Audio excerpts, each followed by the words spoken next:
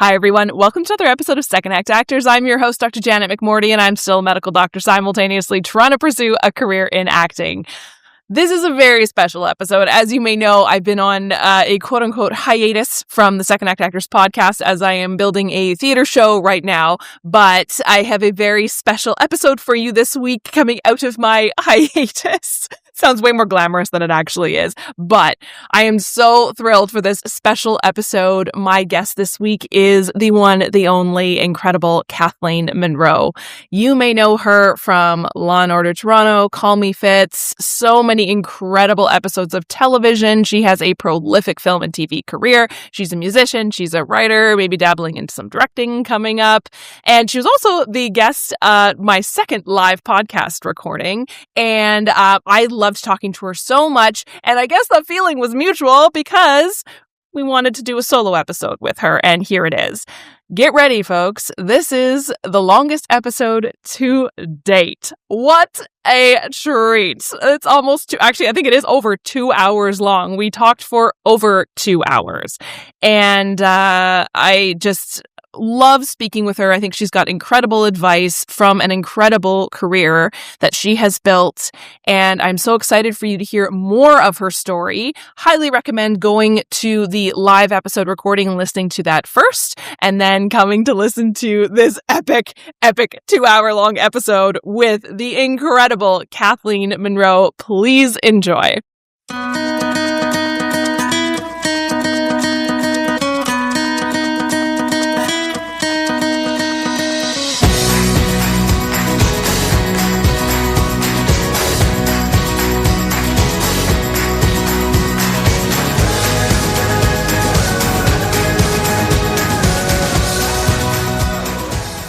I had a friend of mine, she was like, oh, you live in Toronto now. And she's like, you're single, and you're queer. She's like, have you ever heard of this thing called Spurs Night? And I was like, have I heard of Spurs Night? Let me tell you.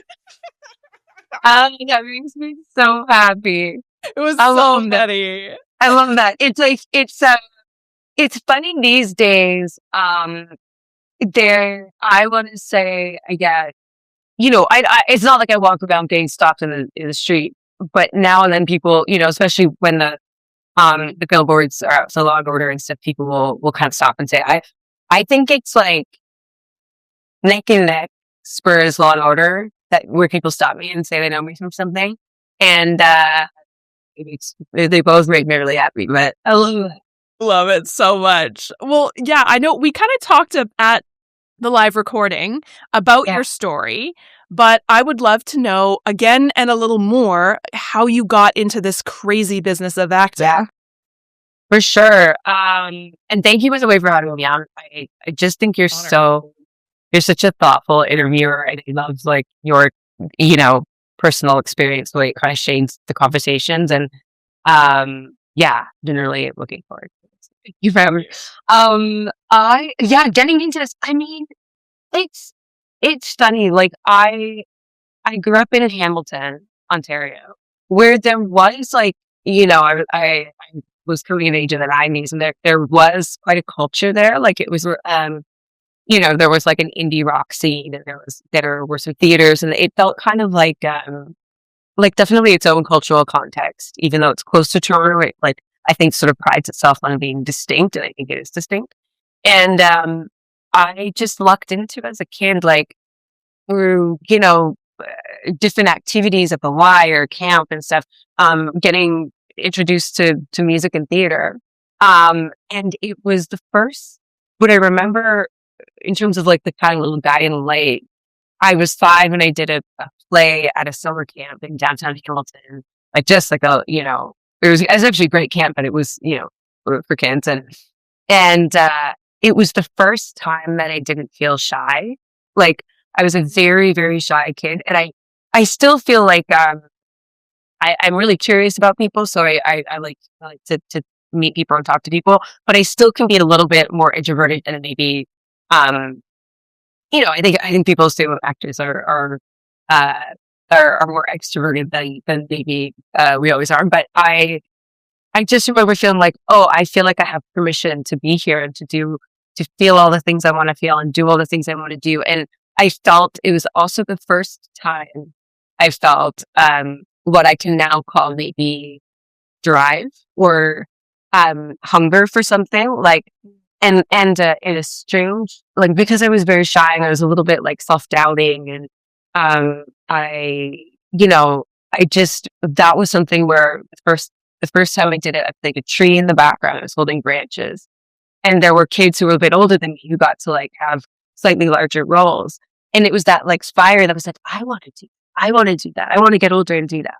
And I don't think I had that, even with other creative things. Like I make music, and I thought that is sort of my primary love language, maybe with myself, but I didn't have the same ambition.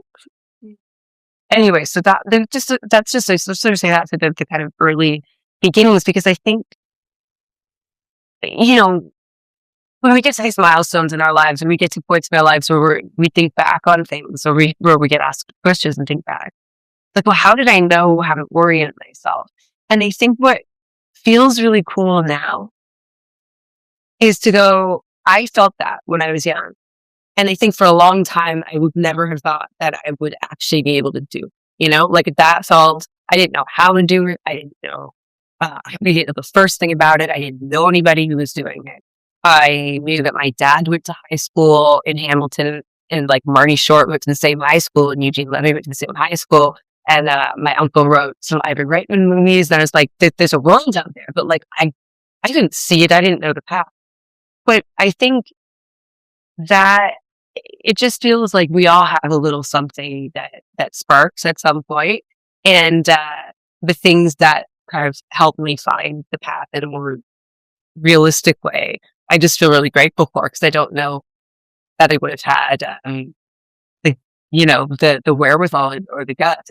But what I did was I started taking acting classes wherever I could. I started doing community theater at the Players Guild in Hamilton. David Taylor had something called Ramazak in school. Any chance I could get, I was just doing it. And I think that just kept kind of reinforcing to myself that this is where I feel the most at home. When I was leaving high school and sort of thinking about career, again, I couldn't see what to do. I didn't know what to do. And I just had an absolutely life-changing bit of luck from my acting teacher in Hamilton, who was a guy named Chris Brower, worked in Toronto. And he stopped me down to lunch when I was about to graduate high school. I was looking at academic programs, writing, things that were sort of theater adjacent. And he said, "Do you want to act?" I was like, "Yeah." He's like, "Do you want to do it? Like, really? Do you want to do it for a living?" Like, "Yes." And he said, "Do you know how it works?" I said, "No." And he just talked me through like agents and auditions, and and then introduced me to my first agent. And I took a year off school to see if I could make a living, because financial stability, independence was important for me. And I waitressed. I had a job where I was filing at a law office from 9 to 5, and then working at a pub in Hamilton from 6 to 3.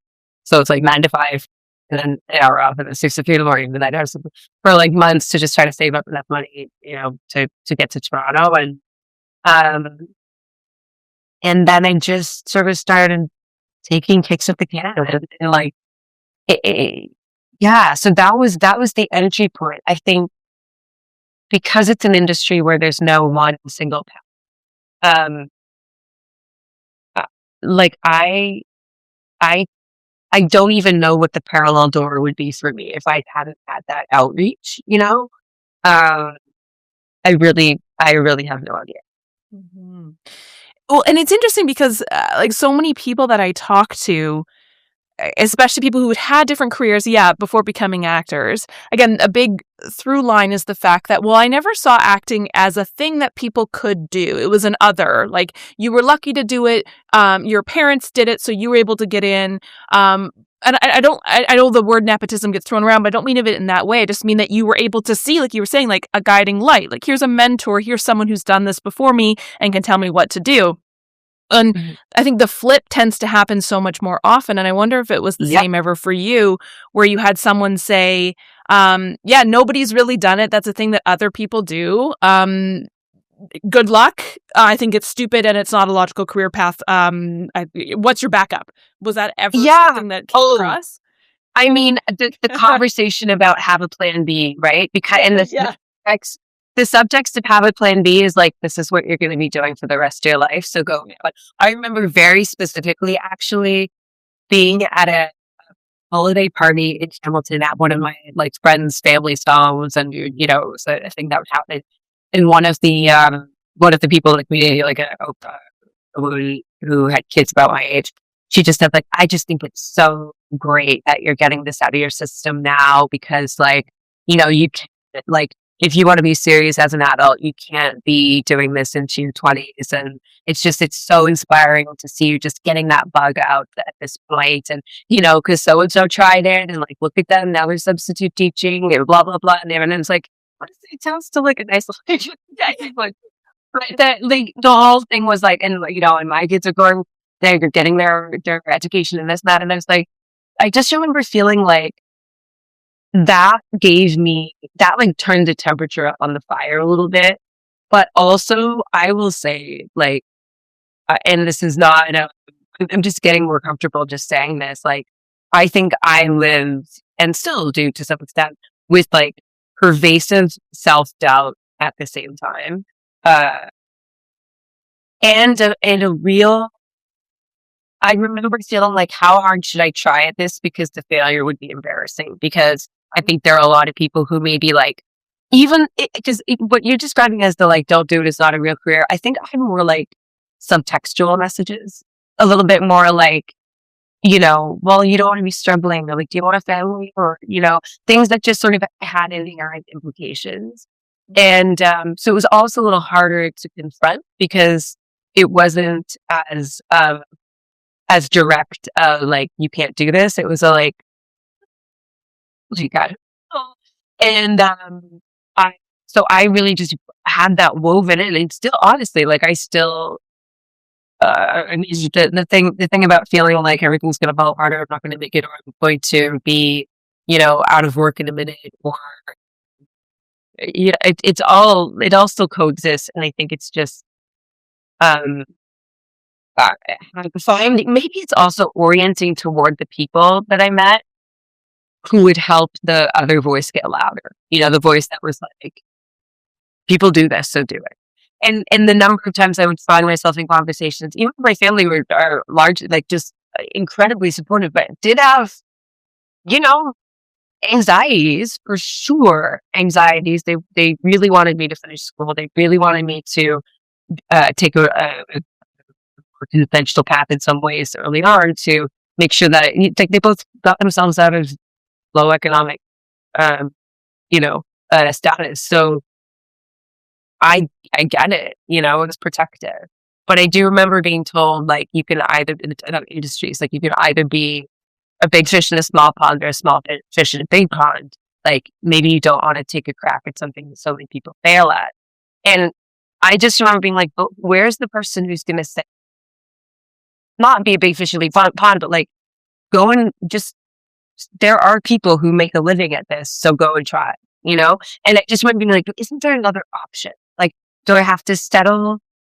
Do I have to lower my expectations of myself to fit a larger ecosystem, or do I need to lower the expectations of the ecosystem to be on top? And it's like, neither of those really light me up. And so just finding the people who understand that there is maybe some viability worth exploring. And also, I would find myself so often saying to people who aren't in the industry, even very close people in my life, like, I know how it sounds. Yeah, no, I didn't book this thing. I didn't book this other thing. And yeah, I was on hold for this, and it was great. And then I tested for this, and that's what this means, and blah, blah, blah. And then they're all just kind of going like, yeah, like, cool. So you can move on. Like, it just, like the understanding of like what is actually meaningful within the industry too, has been a really fun thing to align with people who are also doing it, you know, where like, I just spoke to a friend who was kind of bummed because he didn't get a really like life-changing part. And I was like, dude, you were up for that part. Like, that is huge. And I think to be in this and to align with people who are going through that same experience, it can be a bit more heartening because it doesn't feel so much like you're explaining to people that you're just losing all the time. You're explaining to people that you're like, you know, you didn't book a pilot this year. And like, I remember my wonderful dad, who was so incredibly supportive and just wants the best for all of his kids, saying to me like several times after I, you know, would go for pilot season to LA. I had lived in LA, but it was would you pilot season and not book anything. And he'd be like, okay, so keep trying. He's like, yeah, but you can say your agent said anything. You think they're going to keep you? I'm like, I hope so. It's just the fear of like, you know, that was so present. And so being around people who could also go like, yeah, I didn't get anything either. And then I would see great work they would do, like just to have community in that, I think, yeah, sticking closer to the people who are saying the things that reinforce the voice that I don't always believe in myself that says, keep going. Yeah. It's so interesting. Like just what I'm thinking about when you're saying all this is like the fear of everything going away is a completely logical fear for this career. That's what I'm trying to say. Yeah. Where I don't think that exists in a large number of quote unquote conventional careers. And I'll use my medical career as a great example. We always joke about like, yeah, you can turn the tap off as a doctor and you can just as easily turn the tap right back on. Yeah. Aren't we lucky? You know, privilege. Yes. I worked really hard for it. Yes.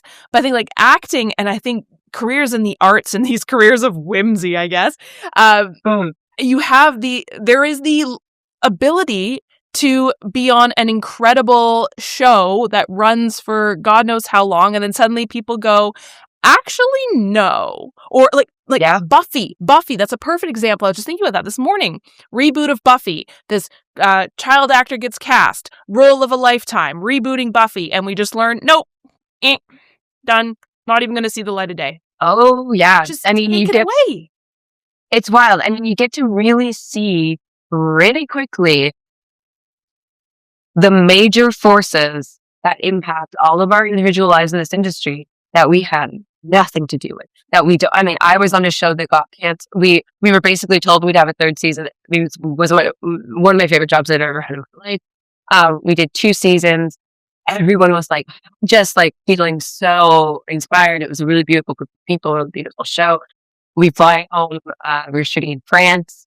Like the dreamy stuff. Like kind of like, oh my God, I can't believe stuff.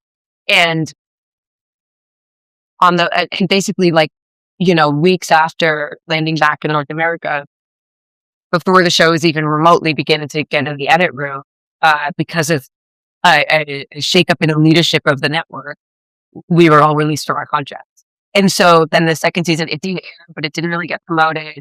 But we kind of knew we were dead in the water before the season was even in that edit room. And then all of a sudden we're like, wait, what? We just did all this work and now it's going to be out there, but it's not going to be promoted. No one's going to like, really, it was this just sort of like dropped into the ether. And then we never got to go back and finish it. And so it just felt like, you know, that was one experience for me where this is stuff like, and I know, you know, I'll try to say this clearly in 2 pieces because there are 2 pieces to this in my mind.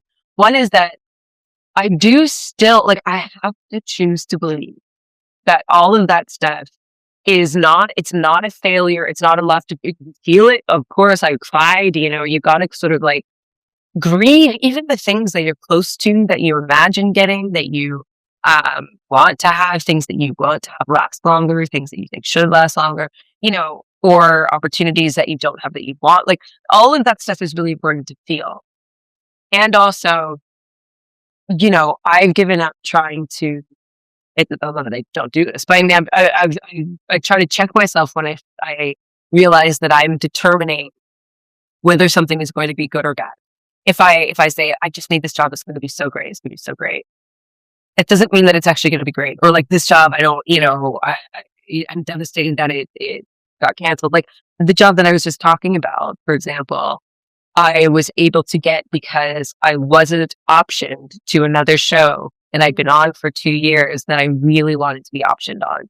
Yeah. That show ended up getting canceled. If I'd been optioned on that show, I would have been held in a contract, not being able to do like one of the greatest experiences of my life. That's a very lucky problem to have. I've not always been in that position by miles. That was a very, very lucky moment. So I'm not trying to be like Pollyanna and just like, oh, your thing comes. But I do think I have to live in a place in my mind and body that goes like, I just don't know. I don't know anything. Nothing is guaranteed. And that means like the job that I'm on right now, that people are like, oh my God, Law and Order, it was just so great to have job stability. I'm like, I don't have job stability. Like I have job stability as long as I have it, but I can't project that onto this. Yeah. It's, and I love it. But I love it because every day I get to go to work and I love the job. And I've had to, having 3 seasons of a show already is like gift beyond my wildest dreams. So, but yeah, so the one part is, yes, we don't know what's going to be good. We don't know what's going to be bad. It's that, military, like kind of classic Buddhist stuff or whatever. That it is like, we think we know, you have an injury. It's such a terrible thing. And that everyone has to go off to war, and you go off to war so you don't die. So that's a good thing. But then you stay all, like there's all that kind of stuff of like, we can't see the end from the beginning. Also, to what you're saying, this is a hard industry.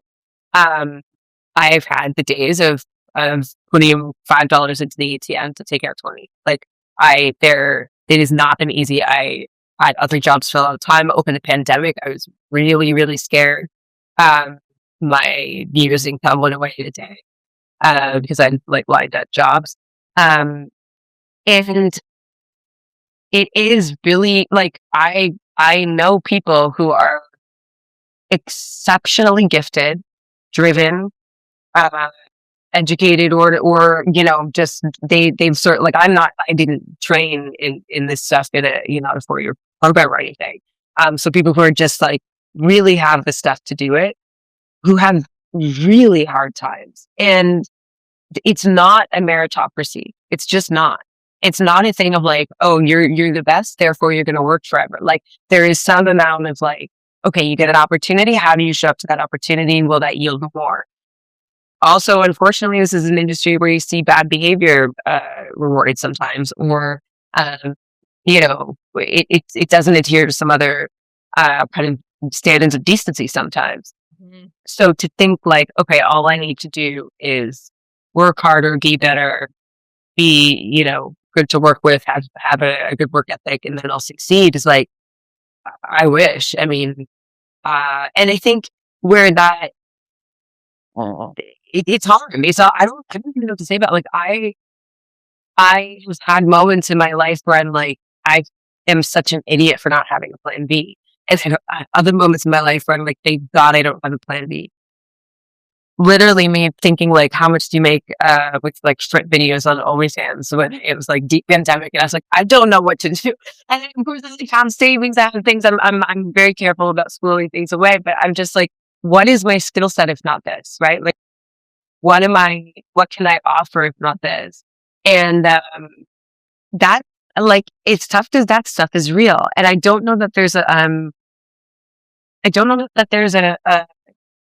singular, strategy around that, other than everyone's got to do what makes them feel, good and safe in the world. And I see some people, like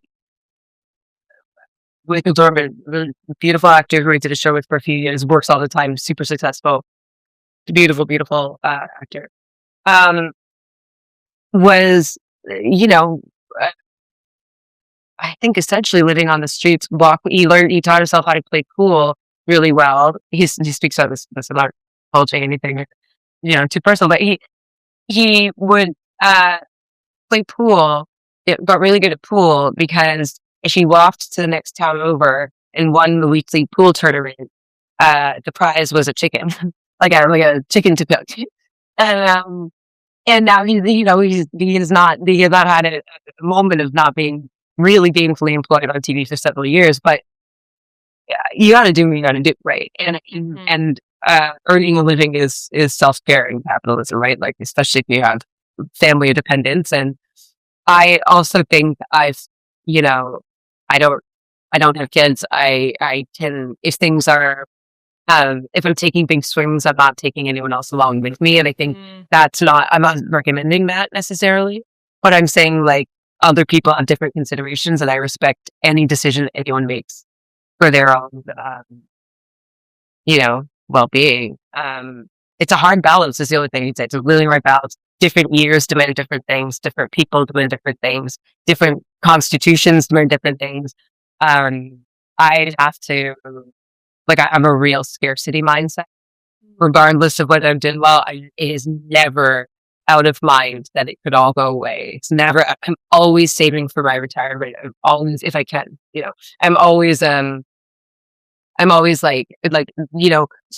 away to take care of myself if I'm, if I'm able to. And, I don't know, I don't know if that stuff ever really goes away. But it's a real concern. Like, I guess all I can say is I really get that. And I have nothing but respect for people who are doing this kind of work in whatever capacity feels right. Because I think also if we're doing it, which we're doing it because we kind of have to, like, we're so in love with it that we have to.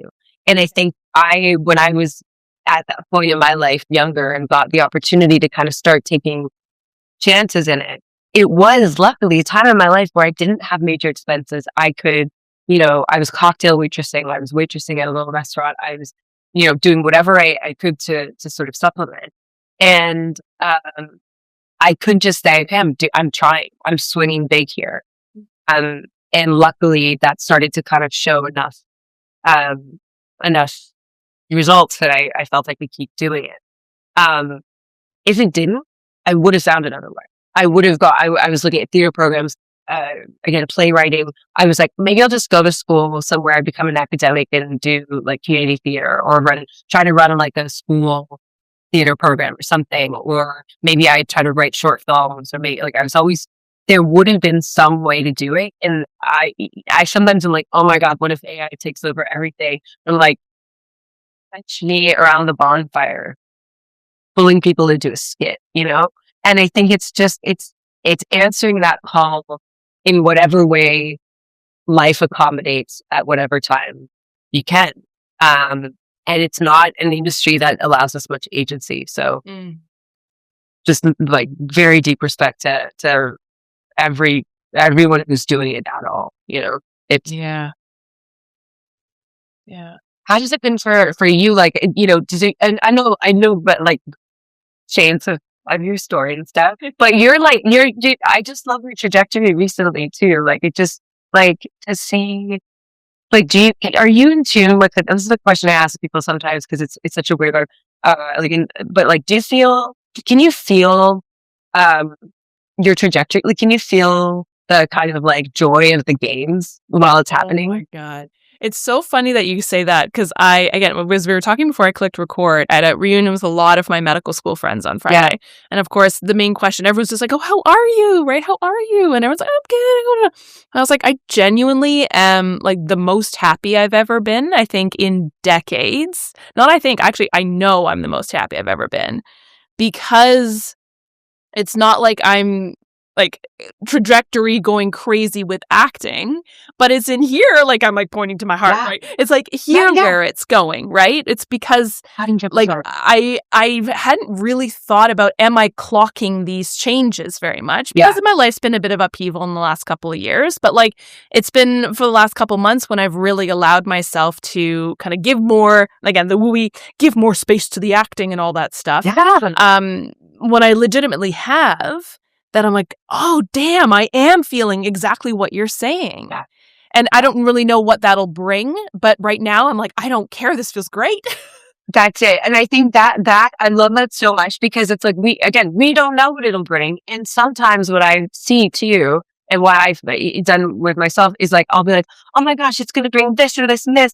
and then something better happens, like, or something doesn't happen. You know, like you don't know, but I also think like if like someone's looking back in large chunks, like looking back in 5 to 10 year chunks, makes me go like, damn, Yeah. done stuff, you know? Yeah. And to be able to be attuned to it in the moment, I think is so beautiful on Goosebumps, because it's just like, I think it's so easy, especially with this weird industry, to be focused on, okay, where am I going? What's next? Is this going to go away, et cetera? And we all do it for good reason. And to just have moments of being like, oh, I'm doing a thing I wanted to do. And it's like, I get to do a bit more of it. And people are saying, and you know, like that, especially like, it's not all the time that you get hired in for one thing. And then you, because of the way you show up, because of what you offer, you actually plant an idea in somebody's head to expand what you're doing. Like that's like, but that is cool. And it's not, you know, it's not a thing that I think everyone experiences, because the way that especially TV works is like that, you know, the pace of the writing, you got to kind of predetermine a lot of things. So to like watch that happen and just, yeah, you're feeling it. Because it's like the bar, you know, of what we want to do, what we, you know, what we would be happy doing, whatever. Like I remember doing, I mean, I did commercials when I was young. I remember being like, I did a spokesperson on video describing a new hotel, and I was like, I get to be in the video that no one's gonna like, that the investors or something, being like, we will have some beautiful pine trees framing the, you know, I was like, I get to do this, and then you know, it just feels, and then also other times you'd be like, I want to be in that Sundance hit that gets an Oscar or whatever. I'm like, oh, it's not my life, you know? But it's to actually just sitting on, well, what am I doing? It's cool. I don't know. We get to like, yeah. Well, and I think the biggest thing that I've noticed, and not only just in myself, but with like the 200 plus episodes of this show, is chatting with people about like, I think this goes to what you're talking about when like normies or like civilians who aren't actors are asking us questions and they don't really understand what an actor is. I think for me, it's like, I didn't understand what is the definition of an actor, and it's different for everyone. And, you know, right now I'm working on this theater show. And so like there are days when I'm not doing any acting on camera, which society sees as like, that's the successful actor. I'm like, no, but I'm like sitting in my home and like doing a vocal, and that's fulfilling me in a way that is the same as when I get to have a fun day on set. And totally. That's where I think society has a tough time, because job of an actor is not the same as like, I know what a job of a doctor is as like a society person, and you job as an actor, none of this that you're doing makes any sense to me. Right. And so I can't define it. Yes. And also there's something inherent about acting that hinges on like an idea of visibility. It's like you say like, oh, I'm an actor. Oh, where can I see you? Or something. Yeah. It's like, well, right now you can't, but I'm still, you know, I'm doing meaningful stuff.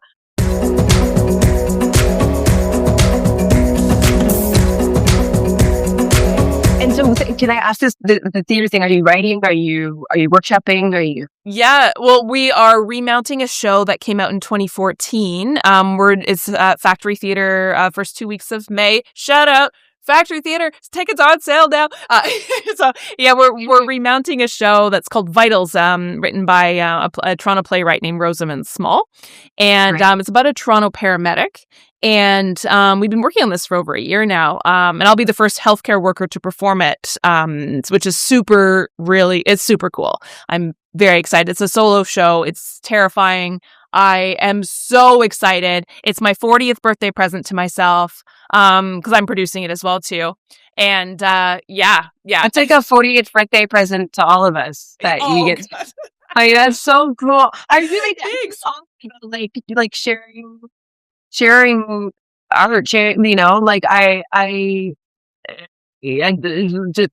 just played a music show, and it took me a while to like, why the hell, like, I'm not releasing an album, I'm not going on a tour, why am I asking all my friends to be able to go and sing them, and I can sing them some sad songs, but I'm like, because when I think about people I know, I want to see what they're creative hearts are compelling them to do. And like, Yeah. it is, it's hard for me to do this with myself, but framing it with other people, it's like, why do we have this stuff in our bodies if not to share it in some way?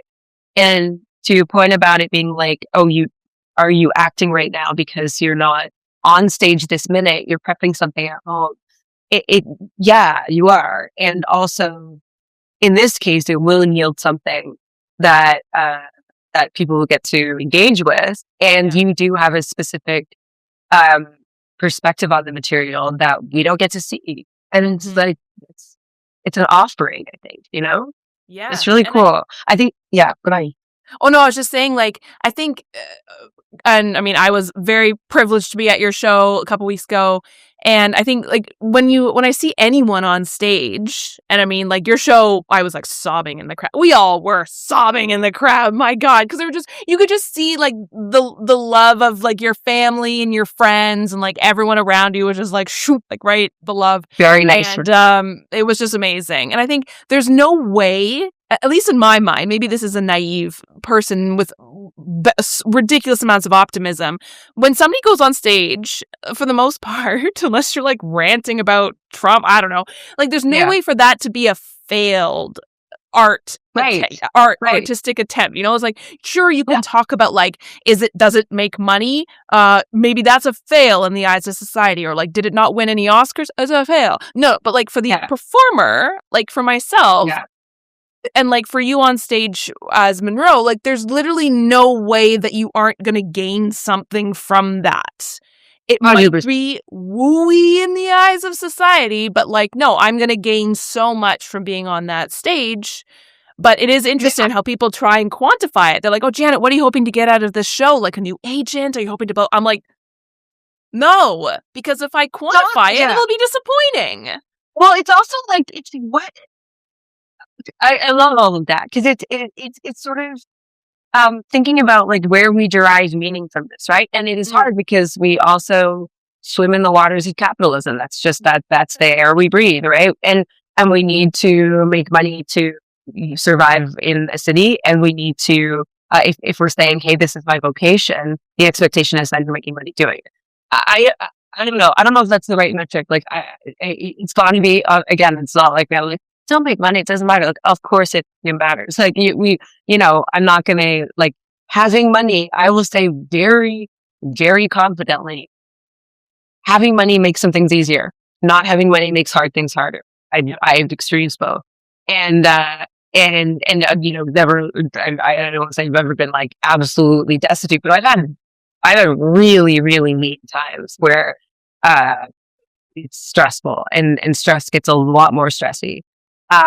So I'm not saying money's not important in our current reality, but what is the function of this kind of thing? What is the function of putting on a show like that? What is the function of exploring creative practice? I really believe, I actually said this to my, and by the way, I didn't know you were there. I just wanted to make sure to show on the pod. But I was talking to my niece who plays music, and I was like, are you writing music? And she said, yeah. And she's like, but none of it's any good. And I was like, hey, listen. First of all, a lot of people in your life are going to give you advice. You don't have to take all the advice you get. You're going to get different advice from different people. You choose the advice that works for you. Okay. So you can dismiss anything I say to you ever. Now, I'm going to give you advice. Take it or leave it. But I was like, my advice to you is, I don't believe any creative person, songwriter, actor, painter, whatever, I actually think you're doing the opposite of doing your work when you're judging what you're making. I just don't think that's our job. I think or getting too goal oriented about it. I think the goal is how do I show up with like all the authenticity I can muster? How do I show up with my whole entire creative self? How do I show up in a way that's as like, and I'm not saying we don't do the prep work and all that. We have to. That's the technical stuff that we, that's the container for all the other stuff. So, how can I connect to this story and take this story that is this sort of, I mean, I'm going to get annoying for a second, but I do think of stories, especially, I think that's the word I want to use, but writing or, the theater pieces, they feel like these kind of like divine entities, and we get to embody them, right? We get to make them real, especially with script writing, screenwriting. They're not really, those pieces of writing aren't really complete until they're performed. And we get to do that. And so if we're going to bring these things into being, whether it's songs, plays, TV, whatever, like we're not supposed to judge it. We're just supposed to honor the process of bringing this thing into being, using whatever, fire from our hearts and bodies we possibly can. And that's the goal, is like, just, and every day the authenticity will, not the authenticity, but every day what authentically showing up means is different, because we have different things. And so that, how do we work with that? And, but I really think that we're almost doing creativity or the creative process a disservice when we start to think about things like, I need this thing to do X, Y, or Z outside of the process of doing it. Not to say that those factors don't matter. They do. And we can have, conversations about strategically choosing things in our lives that maybe will help with a long-term career trajectory of something, or experiential trajectory. Then like putting on a show at the factory is like, right, that could very well fall into the trajectory of things that, I won't presume, like overarching things that feels aligned with, but that those are the choices that sort of like follow the little guiding light. And then when you show up on stage, or I feel like when I show up at work, or when I show up playing music, whatever it is, it's just like, that's not the stuff that I'm working for. That's not the stuff that the intention. I remember my acting teacher, Chris Brower, who I mentioned before, would say to me, you have to want what the character wants more than you want the job when you're going into audition. And you have to want what the character wants more than you want to be asked back.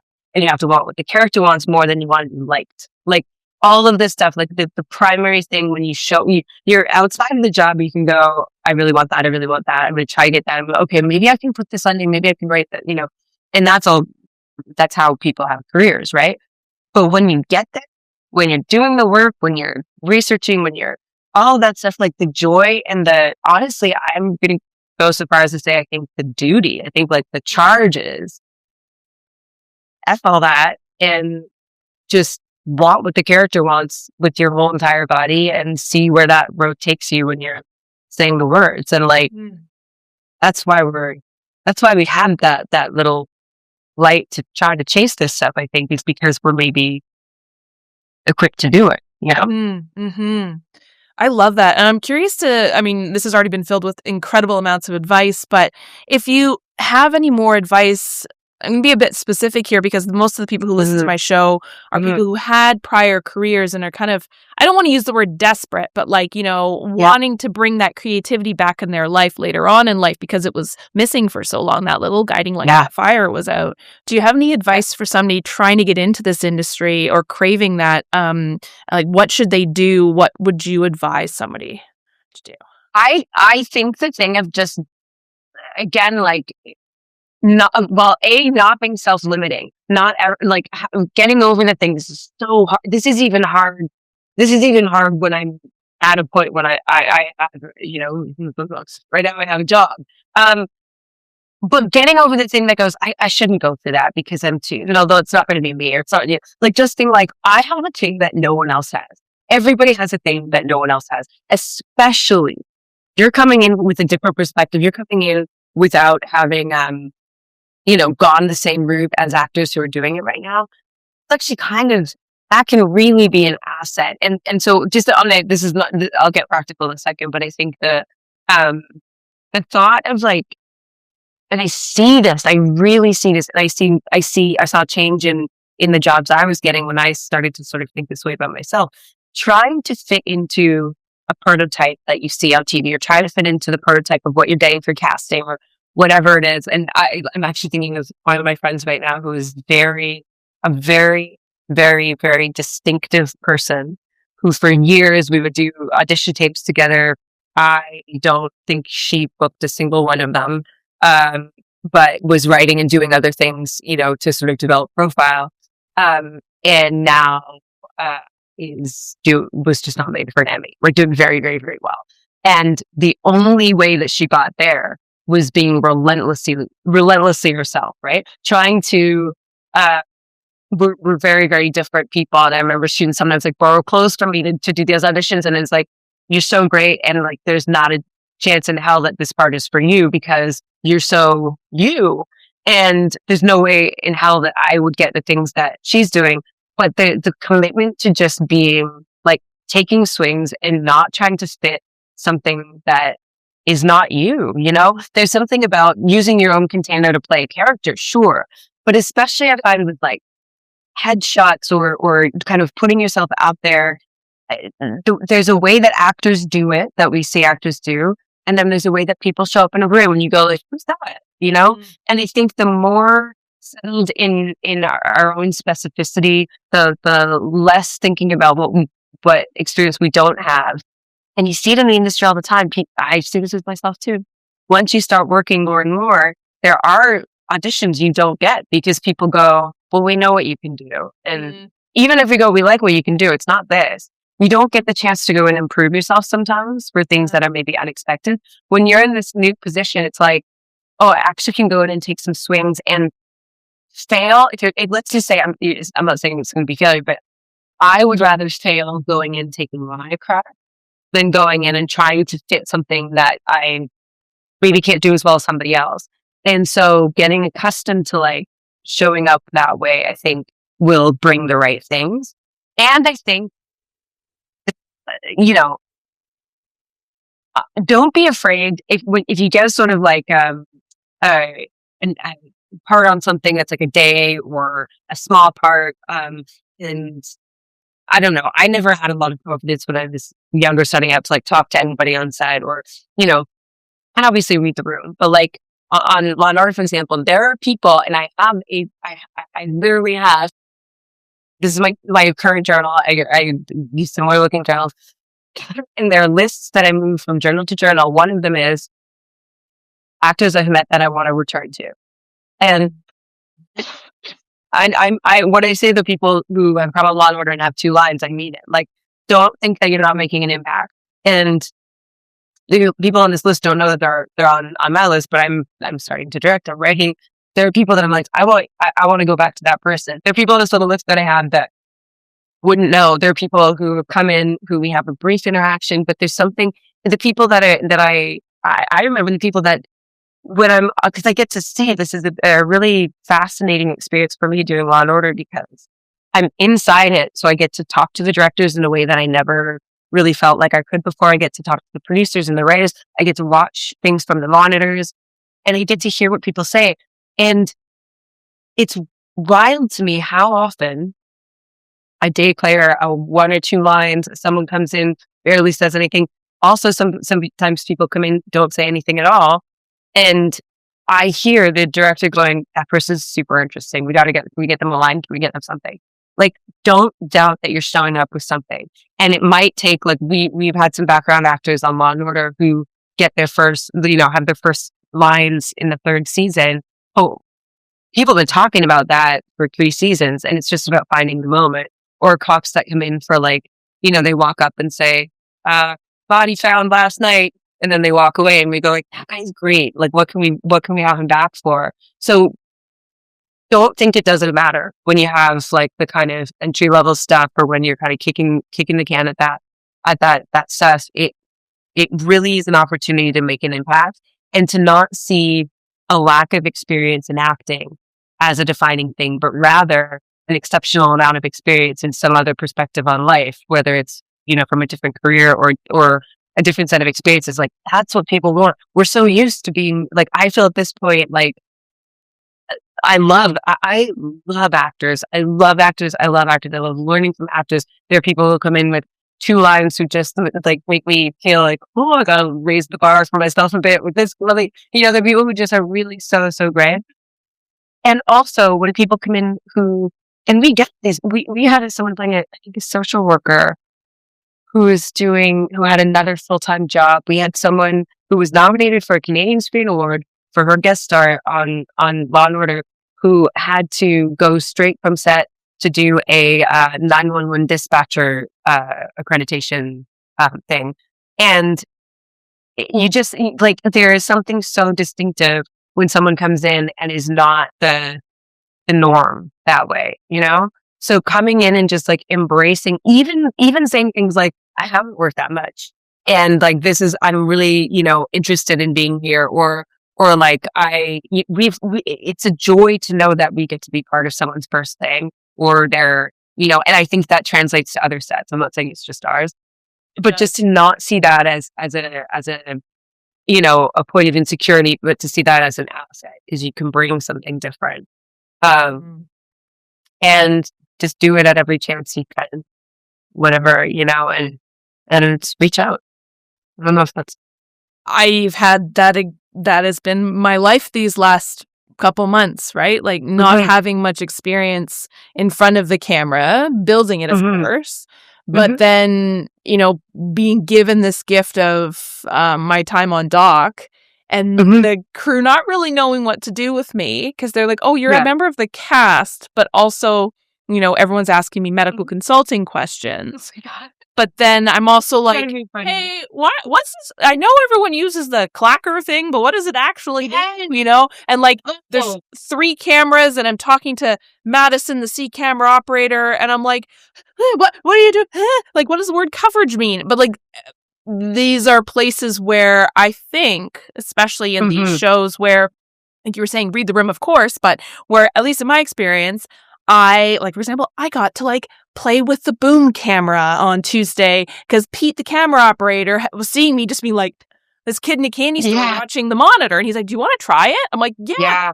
And like, just being so excited to be there, obviously not encroaching and being annoying, but like, no. Being like, I'm genuinely interested in what you're all doing. Like, this is so it's cool. Beautiful thing telling that, right? Like you get, when you meet people who are like, oh my God, you love this, I love this too. It feels really energizing. Yeah. And you're so right. That's such a smart thing to say about like kind of learning what's going on with all the pieces, and not like, I was too scared to ask why our script was pink when I got in on my first job I ever did it. And I thought the pages were pink because it was set at a girls' school. And it's because that was the color of the revisions draft. And then more revisions come in and their color combinates. I had no idea. I was like, oh, are they Persian? But I had no idea. But I didn't ask anyone because I was like, I don't know what about. I didn't know what a mark. I knew what a mark was, but I didn't get how to land on it. To build up a pile of sandbags. I was just so scared to ask anything. They would say, okay, we're going to put on a 75 for the lenses. I was like, cool. I didn't know that meant, okay, now we're going to be really tight. And learning the little bits of the technical stuff, especially, this is actually a very practical one, lenses. Yes. Every cinematographer I've talked to on the show has been like, learn your lenses, and I will lenses. Yes, because that's how you can really shine to people, behind the camera. And camera guys love talking about lenses. So just asking, like, even saying, what's the difference between an 18 and an 85? And you can calibrate your performance based on that.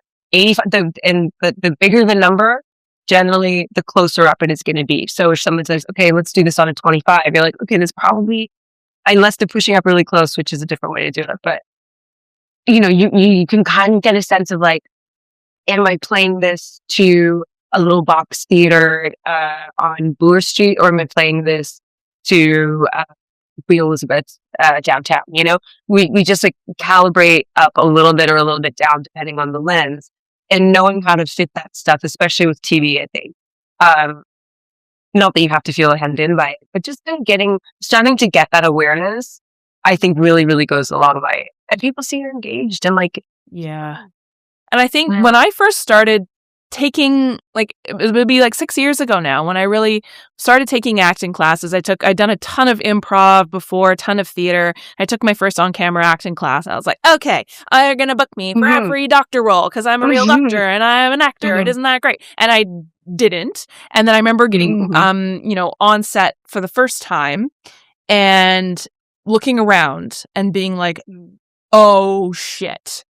This is why you were not, like, this is why, they don't hire real doctors to play doctors on TV, because I naively had no clue about the technical aspect of film and TV, the stamina that's required, the repeatability. Yes, there are things that make a real doctor on set hilarious. Yeah, I know, blah, blah, blah. But like, I had no idea how technical film and TV is, especially network TV. Like you were saying, it's fast. It really, really, really is. And it's all about shot scale. And that and honestly, actors we don't get taught this stuff, right? Rarely. I mean, maybe maybe there's some better, classes now than there were when I was young, but like, we're learning how to do Chekhov in acting classes. Or you will get an audition for Taco Bell. Exactly. I remember I said this to you at a point in our conversations, not to you, but elsewhere. But I did a little guest teach at NYU, the Strasberg Institute. So a friend of mine was there and I went into his class. And he was like, what would you have wanted to know when you were, starting out at this point in your career? And like, these are actors who have done a lot of like deep scene work and like they're actors, they're great actors. And I was like, ooh, like thinking about all the juicy stuff I could bring in. Cause it's like bringing material, work with them. And I was like, actually though, I didn't know how to show up and do, weird sci-fi, and I love sci-fi. I'm saying that with the love of it, but like, I knew how to like look at my brother who was about to kill my dad and weep on the floor. But I was like, oh, my best friend just turned into a werewolf. And now I think I'm turning into a werewolf. Mm-hmm. Or like, I remember one of my first big auditions when I was young was for this pilot where I was in love with a man who was a cop, and then he moonlit as a private eye, but also he was a dinosaur in disguise. And they at the final, all these execs there from the big American network going like, oh, so you just want to see he's hiding something. And I think he said he's a dinosaur. I was like, what are we doing? What are we doing? How do but you don't get taught how to make sense of stuff that is not, I'm not saying that particular thing was not well written, but I brought in stuff that like, I brought in the thinnest stuff from like Mission Impossible movies that where you're just like, there's no character here. This is all action. What do you do? Or stuff, I brought in stuff from Law and Order being like, make sense of this. I mean, speaking to the medical background, Nicola, who plays the pathologist on the show, has just the wildest dialogue ever. And she's always like, oh, the subclavian artery and the blah, blah, blah. It's like, make that make sense, but also make it a human being behind it and make it a specific human being. And maybe make your want as a character separate from the case, separate from what you're saying. Make the woman, like, for me, going to Law and Order is like revealing, secret. I will too, because I have little secrets. I'm a little secret all the time, even if especially if it's a 1 to 3 line part or a 0 line part. And speaking with the background actors on Law and Order, they're amazing. They have these whole rich stories, and I swear it matters. You see human beings in the background. You don't see people trying to be human beings. But I started off on the show and being like, okay, where are we going to find the character stuff where, it's written sometimes, other times it's really about procedure. It's a procedural, and I love that. And how can I find little things that maybe no one's going to see, but it makes it a little richer. And in the first season, every time I was in a scene with Casey Collins, the Felicity Forrester, the Crown Attorney, I was okay. Obviously, the objective is the case. We've got to get what we need. We've got to get him to say yes, so we can go and prosecute this guy or arrest this guy. But actually, on top of that, or really underneath it, like the current that intention is riding on is like, I want him to ask me out for a drink. And every time I would go into one of those scenes, I would just like find moments to look at him and in my mind being like, I got to get this case to them. Maybe he's going to say, I'm real sorry, you can ask me out for a drink today. That's not in the script. It's not even really on screen, maybe, but to find the way to make people human often includes choosing something relational or choosing something internal or whatever it is. So to your point about like being a doctor, and there's the technical stuff.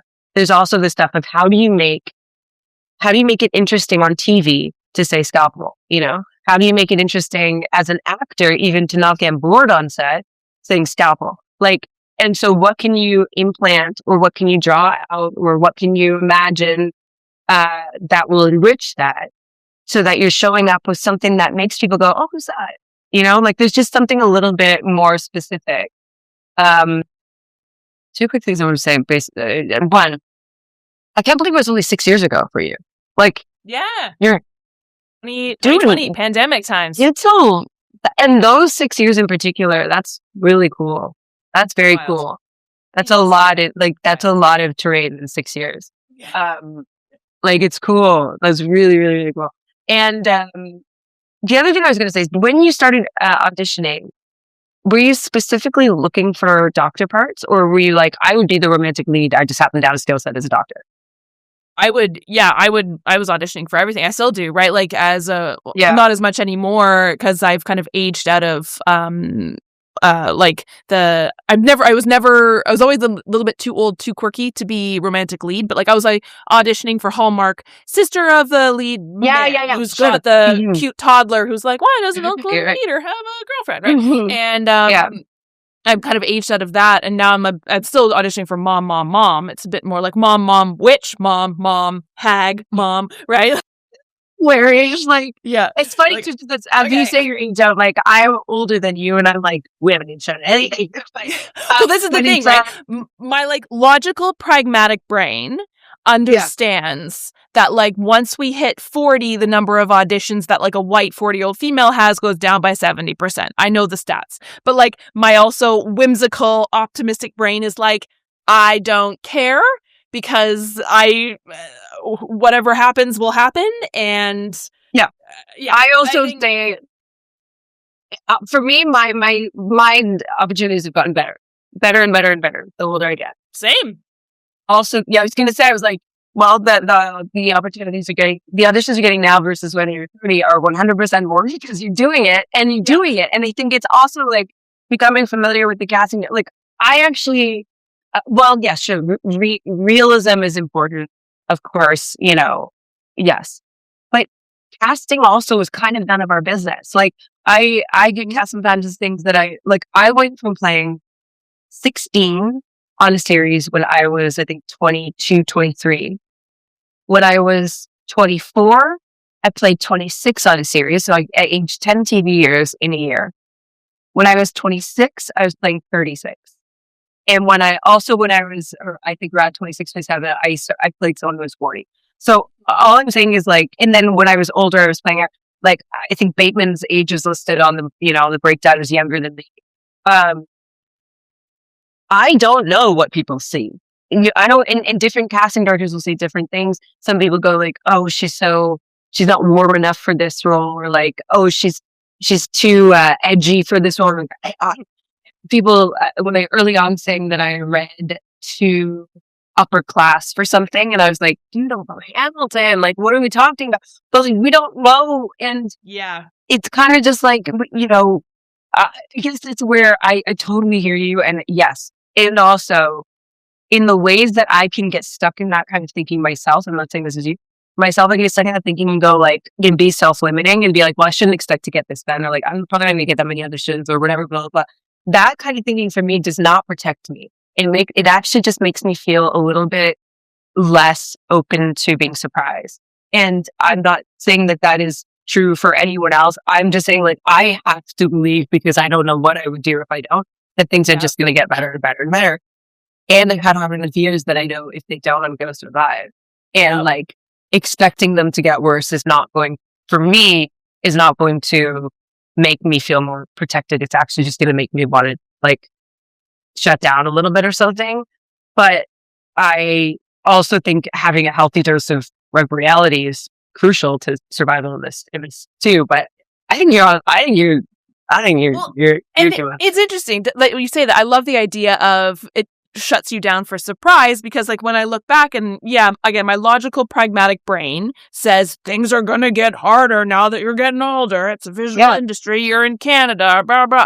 But then I actually, if I take a step back and take a step out and look, like you were saying, in chunks, right? If I look at the chunk of the last 6 years, I'm like, that is false.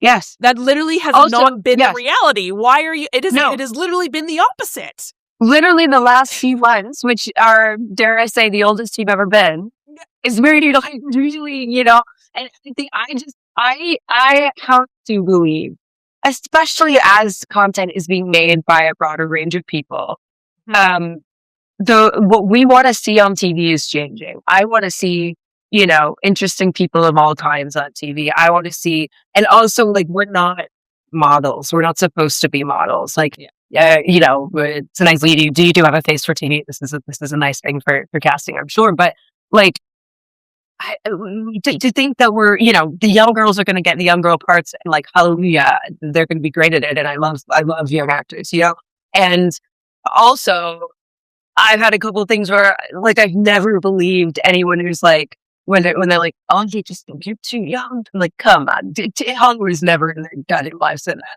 But there are things where I'm like, yeah, I couldn't very well, I was playing the mother of a 10-year-old when I was 25 with no mention of it being a teen pregnancy. And then I've had things come up in my 30s and into my 40s where they're like, they're just not buying you as mom. And like, but I couldn't be the mom of like, it could be, a mom was a much older kid or something. And it's just the thing of like, what people are going to project onto you, or how you fit in the schema of a show, or what someone sees in you in that particular day. Again, I aged 20 TV years in 3 real life years. That's not because I looked all of a sudden older. I've looked also like, I've played hag roles and they're really, really fun. And so like, bring them on. But I also like, I'm interested in seeing what, women in their 40s, 50s, 60s, 70s look like in love on TV. I'm interested in seeing what they look like as, complicated bosses on TV, or whatever the stuff is, or mothers or whatever. And I think there is some richness and some scope. Yeah. Well, yeah.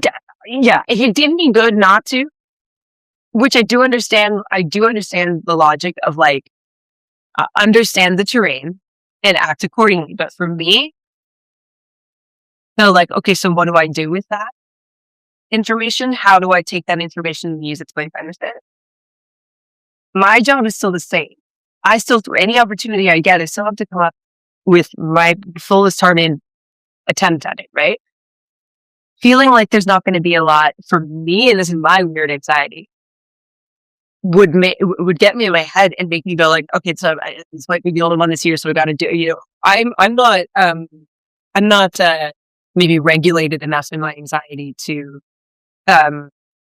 not be positively impacted by thinking, even if it's a coach thinking that there's abundance out there, like feeling the feeling of abundance out there where everyone I know is going to get whatever they want, and I will get jobs, and we all get to be in this community throwing ourselves at this wall and seeing what sticks. If I think, okay, the sun is shining on all of us, there's enough sunshine on the beach, whatever, and for me getting older, it's just going to get better. That will actually allow me to do better work, where the mouth of, the opportunities are diminishing, does not help me show up for an audition personally. I'm not saying that it's true for anyone. I think this is back to the thing of like, we all have to find the mindset and the philosophy and interiority and set of parameters for ourselves that allows us to do the best work. That's. Yeah. And it's interesting because, it's interesting because if you talk about like scarcity mindset, like you did before, right? Like there's a scarcity mindset when it comes to like finances. And if you just look at that, it's like, I'm the same. I grew up not well off and kind of constantly with that mindset. But then to have that mindset not exist in the idea of like parts of auditions, right? Being like, no, that doesn't serve me at all as an artist. And I think it's hard because I hate the word balance, because it's like, you gotta find a balance between no. Like that doesn't exist, and it never will. That's too much pressure for different people. Yeah. But also, by the way, I'm not saying that I like just inherently feel like it's work. It's work to feel that, and there are moments and years where I'm like, well, that's it, and like, or like, this is gonna be it, and like, maybe look at something like, I'm not saying, by the way, that I'm like evolved to not feeling those things. Like I don't see it as like one is better than the other. I think it is then, of course, and we are set up to feel like we're called into, we used to be rooms, now it's tapes, where we're firing tapes off into what feels like an abyss. And like, I don't know if 4 other girls or 4,000 other girls just did the same thing. I don't know if they're even going to watch this. And it's for one part, and it's all these girls that are in the same kind of category. This is all designed in a way that can't help but make us feel like there's one part and 1,000 of us, and we got it, and that because you're not wrong. There are more actors than roles, right? But I do still. So I guess this is a practice perspective for me, because I see how the scarcity mindset financially prevents me from taking big swings, and how will also keep me limited to. I remember someone telling me when I was young in the industry that people will hold you to the lower standard that you allow them to in this business, and it's true. Like if but for me, sometimes I have, for my own feeling of safety, needed to go like, no, this is good enough, or like, I'll take it, or, and I'm not even talking down to myself for having done that, because we all have to feel, secure in whatever way we can. I appreciate finding the opportunities that I will straight up say also become easier if I do have some savings, to go like, you know what, let me see what else I can reach for, or let's talk about this in a little bit of a different way. So I'm not trying to say that this stuff doesn't exist, or that it's, that it's there's some kind of like philosophical hindrance or something. I think whether it's just planting a fantasy seed in my mind, because the worst thing for me in any of my work is like people who talk about anxiety being motivating, and I believe that to some people it is. For me, anxiety, I've had anxiety disorder my whole life. It is the one thing that cripples my creative process. I'm motivated anyway. I'm driven anyway. Fear of losing is not the fire under me. Desire for what I want to do is the fire under me. Love of what I do is the fire under me. It's not even when I really boil it down, it's not even success. It's not even money. It's like, why do I want to show up every day and do this? Because I love it. Like I feel like I'm on earth to make things, and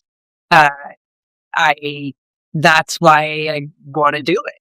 And when anxiety says, okay, but this might be the last time, and I'm like, okay, but you're not going to be very good at this, so like you're doing a bad job, and everyone knows that you're going to get fired. There's always some point in the process where I think I'm going to get fired. And not the one I've not been fired yet, but also better actors than me have. Way better actors than me have been fired from things. So it's also just the thing of like, who knows. But fear of like scarcity brings about anxiety in me. And when I attach that to creative process, I don't do the work that I feel best doing.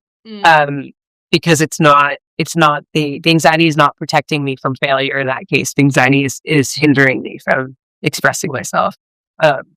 And that is, again, not to say that it doesn't happen, and not to say it doesn't come in.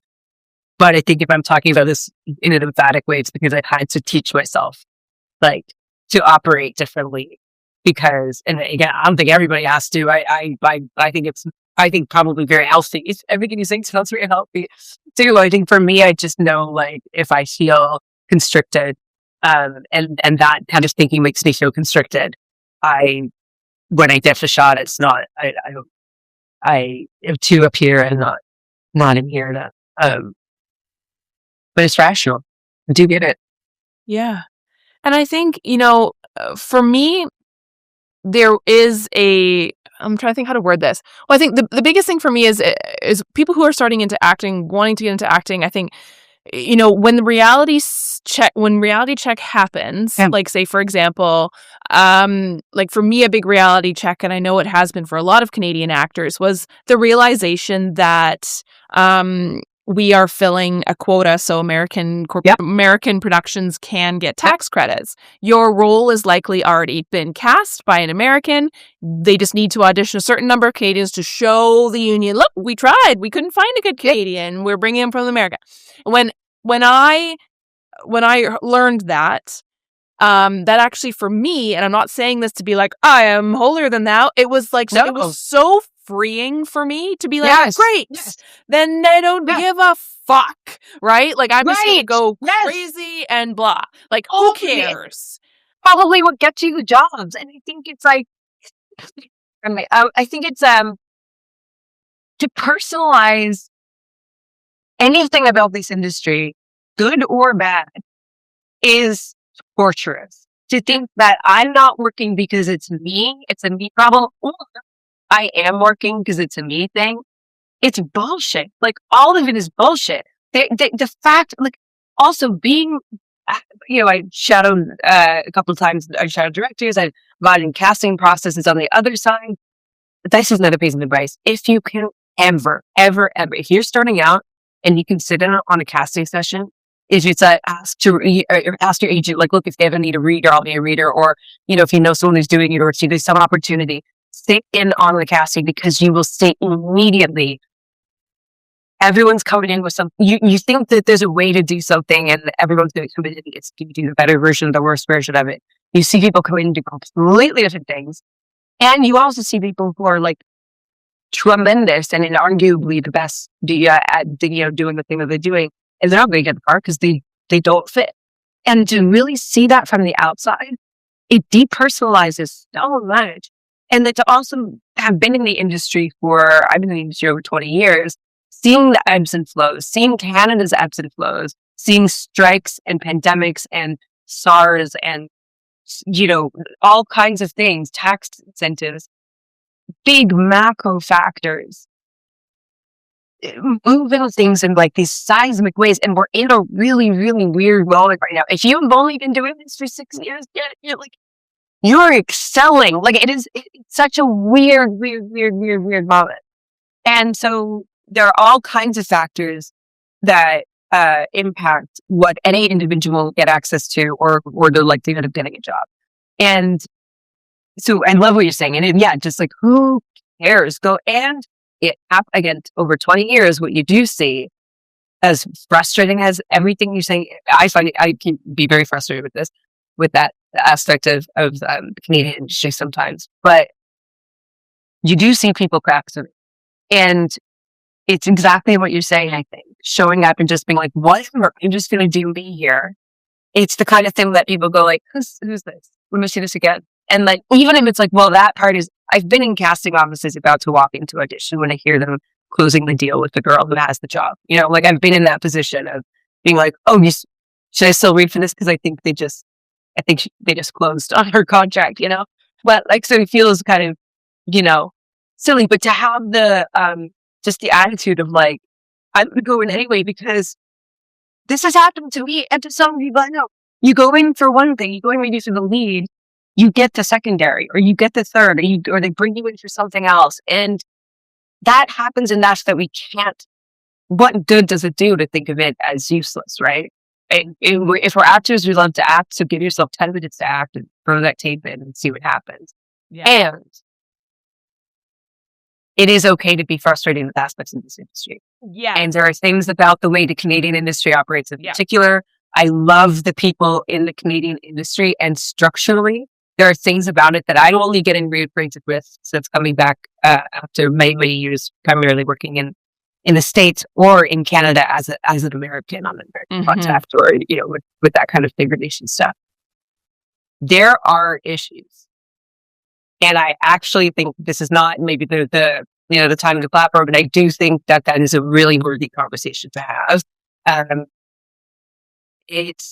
My eyes have been opened to some structural things, and talking with people and trying to engage with actors who've been here for a while, just recognizing how the particularities of the Canadian industry operate, how it impacts individual experiences, is worth talking about, because I think we can tend to internalize that stuff. And also, I think what I feel is a lot of people feel the exact same way about the things that are challenging. And, just nothing bad comes of talking it through and getting unified on it. Yeah, absolutely. Because I think we, at least on my live episode, we had great conversations about the show and how it was built and the amazing Cameron sisters and everyone who's involved. And I think what I would love to hear from you is, because like you said, getting a season 3, and again, shout out, Doc just got a season 3. It's so rare for that to happen, regardless of where it's filmed. In Toronto, super rare, but just in general. Why do you think this show has resonated? And I know, yes, it's a legacy show, Law and Order, but Law and Order Toronto itself, have you watched over the last being involved 3 seasons any changes, any shifts, any oh, this show's got it. Okay, ding ding. That's a nice question. I mean, I think, first of all, again, getting 3 seasons of something feels miraculous. I've had the very fortunate position of being on an series up over the years. 2, a pilot and then nothing, or 2 seasons and then nothing. It was so familiar to me. Whereas I'm maybe you can do more, maybe you can do more. I did one show for 4 seasons, Call Me Fits, back in the day. And that was able to wrap up and flow the way that they wanted to. It was very special. I've never encountered that before or since. Shout out to Nova Scotia, where you filmed. Nova Scotia. Yeah. I love it so much. So getting 3 seasons, we also got, when we were informed that we got a second season kickoff, the same call was they're doing 2 and 3 back to back. So to know at that point was tough. The feeling of going into a job where there's enough confidence in what you're doing that they've ordered 2 seasons. I've never encountered that. In the freedom that gave us to go okay, it's working, it's working. The change that I'll say as an actor, I think, especially by 3rd season, especially on a show like this, but I imagine it kind of tracks with the shows. You spend the first season establishing the world of the show, establishing the characters, the pace, especially with the procedural. It's very, delineated. You got to establish that. Very, it's important, right? Then you can deviate from it a bit, like how, Sex, as regards to Sex in the City, and by the time you get deep into those very spoiler, different show than Law and Order. When you get into those later seasons, you see Charlotte is so prudish and oh no, she can have her moments of being a little bit more sex forward, and then Samantha suddenly is scandalized about something because we've established what these archetypes are. Then you get to the point where it's really fun to watch them deviate from what we know, right? Because it enriches things and expands things. So to get to a 3rd season on a show like this, where it's so much about the world and the crime and the pace, to just go, okay, we know how these people operate. We know what drives them. We know how they function, what their skill sets are, whatever. Let's see them get knocked off their axis a little bit. And season 3, I think, for all the characters, for really Casey, everybody has an expansive moment in season 3. Nicola apologist or guy who plays Mark in the tech has a great episode. Casey gets to stretch more. Karen gets to stretch more. Aiden and I get to go to places that, frankly, I can't believe we are to go on a show like this by the end. Really fun, big. It's still totally within the confines of the show, but now we know what the show is. We can stretch, and so that is I saw an episode of season 1 recently on TV, and I was like, damn, I wish I'd got in with that attitude from the get, because it wouldn't have been too much because the show was still establishing itself. But I was really I watched season 1 and I'm like, oh, I can see I was nervous, or I can see I'm still trying things out. I can watch myself finding my footing. I can see myself kind of second guessing. There are moments where, and I'm really proud of it. I'm so proud to be on that show. And I'm proud of the work we all did, but I can see like the train wheels come off or the like horse gliders come off or something.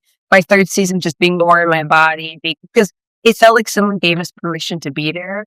And I'm trying in my life to like give myself that permission. But then like, I mean, I'm age that I'm at, I'm just still trying to work through that. So, but to know like, okay, we're not proving ourselves. So like, that's what I was saying before about it being like, what is the goal of showing up to a job is to like be in that scene and be in that experience and drive the character forward.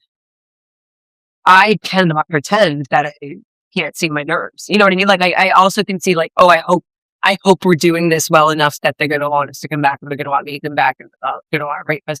That's still, even if it's like a dim bulb in the back, like, you know, we're human beings doing our best, you know, so it's not to say that that stuff is easy, but, that's what it feels. Season 3 is just, it's looser. It pushes to more emotional places. Just the character stuff deepens. Yeah, that's really, really cool. And I've definitely gotten that sense watched the first couple episodes. You're like, oh, dang. It's a shift, I think. Yeah. And I've said it and I'll say it again. Like when they announce any Toronto version of something, a Canadian version of something, all of us inwardly kind of go, oh, God, is it going to be the Canadianized version of it? Yeah. But it's so fucking good. It just you're like, yes, it's so Toronto in the best way. Yeah, it feels like it's Canadian in the way that I like, and it also feels like it's like doing its own thing, and it's respecting every aspect of it. It respects the Law and Order legacy. It respects the procedural. It respects the Canadiana. Like it's just, it's. So I feel really like it's so funny too. The writers, because they really like they know Toronto. We all know Toronto, so they're like little Toronto ecosystem things that get like peppered in. And I was just like, ooh, I gotta finish. Like on the tunnel like I was trying to park in the Long and McQuaid parking lot at Bloor and Ossington, and everyone makes jokes about that thing because it's like, yes, I mean, what are we supposed to do here? It's like you're bumper to bumper. And I was like, we gotta have something where we walk by and say something about this parking lot or something, you know, like just the things that I'm like, if you know Toronto, you know this weird little particularity. I think it's like that rather than it just being like on the surface. Yes. Yes. Anyway, I love it. I feel very and was it the ability to feel that freedom and stuff like that? Has that been a kind of a nexus for you to want to go into things like directing, or has that always been something you wanted to do? Oh, I mean, I think I wish I had, but the one half of that is like, I wish I could go back and do 20 years of work with the feeling that I have now of not second guessing myself all the time. I think falling into a place where I feel like I have permission, where I can being like on a show every single day. I didn't know that I'd ever be in this position, and the amount that I learned from it is so massive. And if I could tell myself anything, if I could tell anyone young anything, is like, it's an impossible thing to know how to do, but like, really don't try to please anyone. Like, go and do what you like. It's the joy is greater and the work is better. Anyway, the directing and stuff. No, I don't think I had the guts to say I wanted to direct when I was younger. I always loved writing. I started screenwriting about like maybe 10 years ago, and went like some nice little moments with that kind of behind the scenes, but in the States. But but really, the directing thing for me came out of writing. I wrote. I think it was the first project, the first or second project that I wrote. That was just like, this is why, this is what I want to do. It wasn't like developing with the network or adapting something, or co-writing. And I was like, this feels like the, you know, my feelings about being the light of the world or the story, you know? And it was actually my I hate to say it was a like male lip manager who said like, why don't you want to direct this? I was like, well, I do want to direct it. I just know what's going to write it. It's like, we'll just make you direct it. Like, we'll figure that out.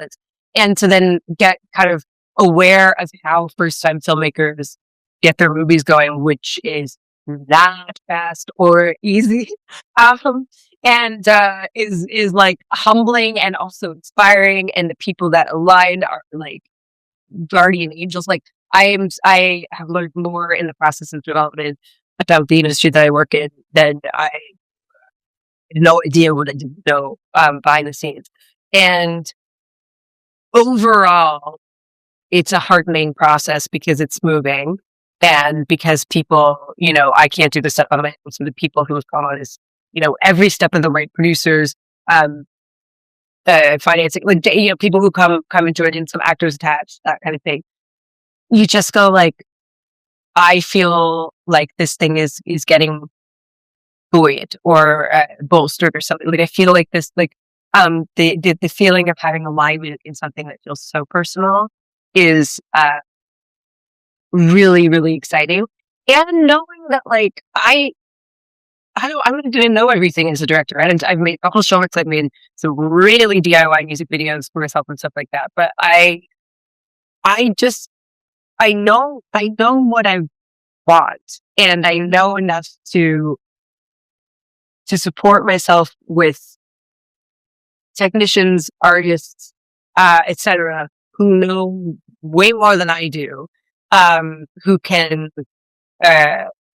step into the world that I'm trying to create. Where I mean, I feel really decisive, and I feel really uh, clear in the vision, but also very humble and open to collaborating, which is the best thing about this industry. Is it's inherently collaborative. Yeah.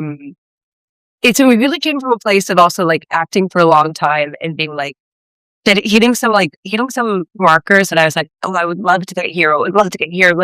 And being like, well, I still have there's still something that's kind of like burning here, and it's that like I still feel like part of why I wanted to do this to begin with is storytelling. Like I want to like communicate, what's inside, outside, and pull things in and metabolize them, and that there's some greater sense of expression that when you cast in things, you may or may not have the latitude and articulate. So, I was just like, there's more I want to do. And when I was a kid, when I look at there's this little book that I guess I believe when I was like 7 or something, that the parents still have it, and it's like, what do you want to be when you grow out? And all these different pages of different things you want to be here. And mine was all like, there's writing, photography, TV, stage, music, and being on the Toronto Blue Jays. And aside from being on the Toronto Blue Jays, I do all of those things. And it only took me, like, it dawned on me a couple of years ago. I was like, oh, you put all that together, it's direct, right? Like you put together like writing, photography, music, performance, all of these things sort of align in that. And so I really want to take some swings. I work with actors that way. I love actors. I only watch people come in and do what they do. Like So I like got little goosebumps. It's just like so awesome, right? It's like it's literally everything that we've talked about for the last 90 minutes has come into like, this is exactly what it is, right? Yeah. You have art, make art, put it out in the world, and people go, yay, thank God you're doing this. Yeah.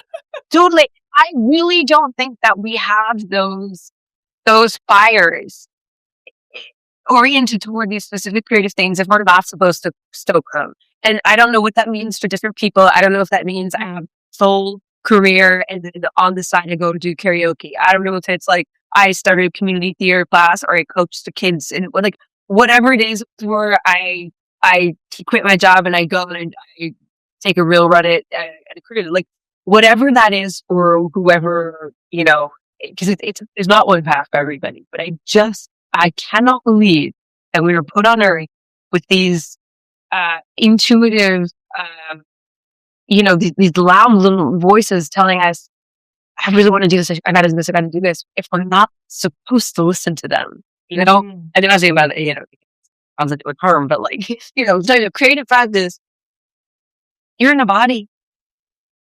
That's not coming from nowhere. I think finding whatever way we can to get driven by that voice. It's not always going to be the way we think, and it's not everyone is going to do things in the same way or to the same extent, but it's there for a reason, and this stuff is valuable. Some of my favorite work that I see is for people who are part-time at a creative practice, and I just love it.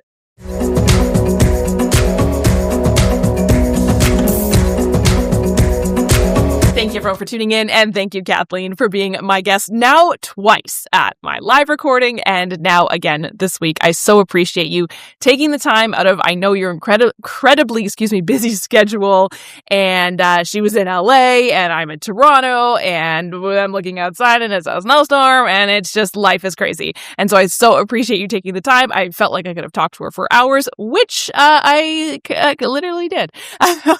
And I hope you will all tune in. I was about to say I hope you all tune in next week, but I am still on hiatus. I'm still making this theater project. It's called Vitals. May 2nd to the 10th at the Factory Theater. Hint, hint, nudge, nudge. Come see if I can act. A lot of you have been like, I've never actually seen you act, Janet. You now can, and we will see if I can act together on stage. Tickets are on sale at the Factory Theater website, and I hope to see you there. This podcast obviously is not ending, but again, I will be taking a long hiatus. Again, I will crawl back into my podcast hosting cave until at least the theater production is over, because it is taking over my entire life. I love it, but it's a lot of work. And I will now stop rambling. So thank you for tuning in, and I hope you will tune in when another episode gets released. I don't know when that is, but I hope you'll still be around.